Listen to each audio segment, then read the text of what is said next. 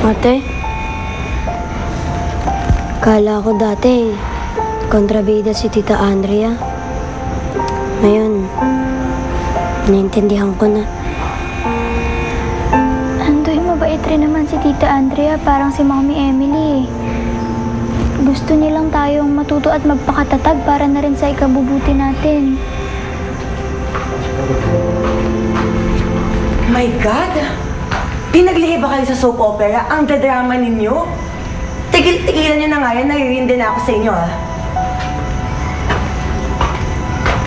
Magkaintindihan tayo. Ngayon na wala na si Andrea, tapos na ang pagpapakasarap nyo dito sa bahay, ha? At kapag wala si Johnny, ako ang masusunod. Sa akin kayo makikinig. Okay? At pag kumontra kayo, masasaktan kayo. Nagkakaintindihan ba tayo?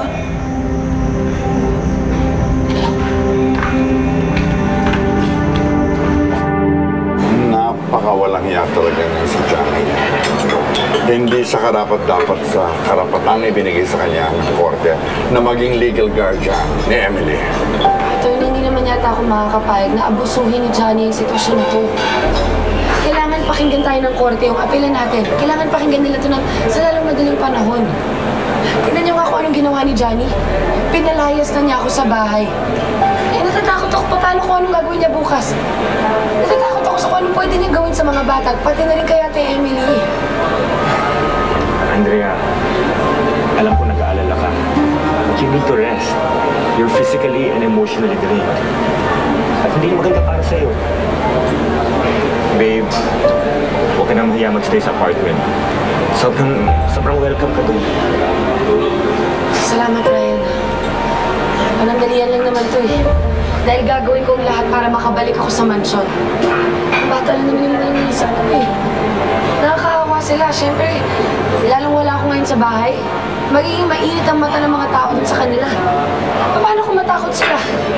Paano kung mabuko sila sa lalong madaling panahon? Ano na? Paano na mangyayari?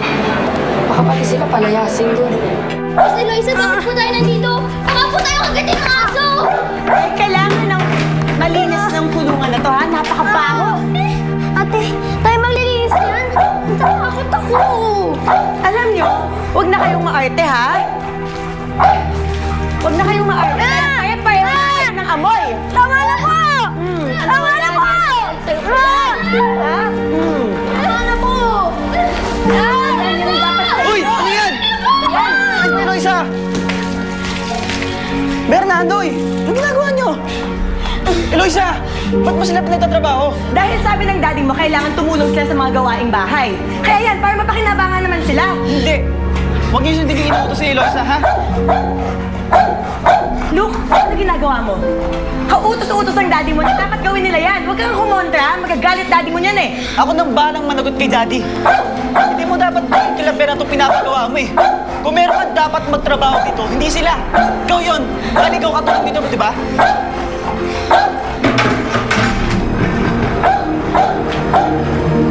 Okay na kayo? Napagdesisyonan ko na gawing private ang hearing na ito para hindi maapektuhan ng media at ng iba pang taong may opinyon ang nangyayari sa inyo. Kaya gusto ko kayong tanungin uli. Johnny, Andrea, maaari pa ba natin itong madaan sa isang kompromiso?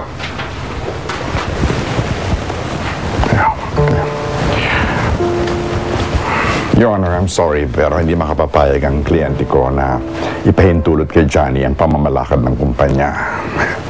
With all due respect, Your Honor, we have provided enough grounds to prove Johnny's incompetence for the job.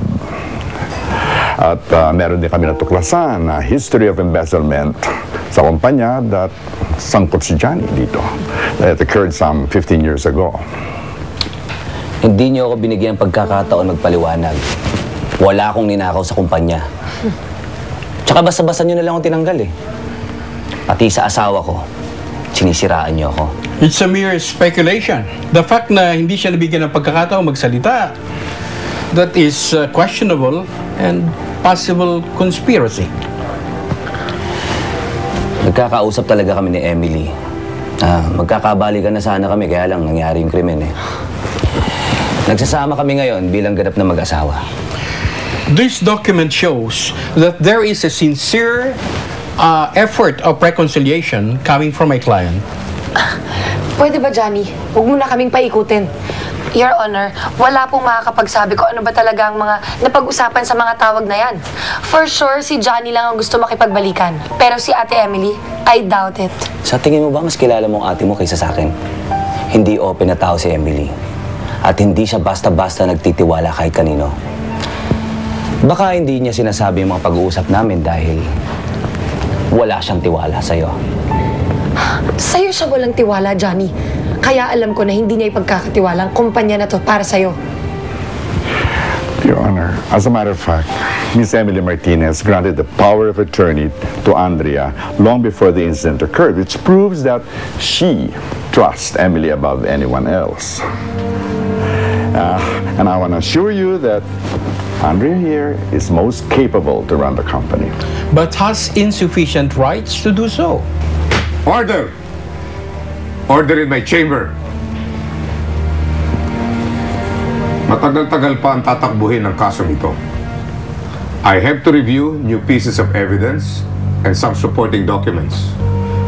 And I know na hindi hahayaan ni Johnny at ni Andrea na mapabayaan ang kumpanya. Therefore, the court has decided to appoint an administrator. A person that will be on top of the business of Emily Martinez while the court has not given its final decision. So for now, this hearing is adjourned.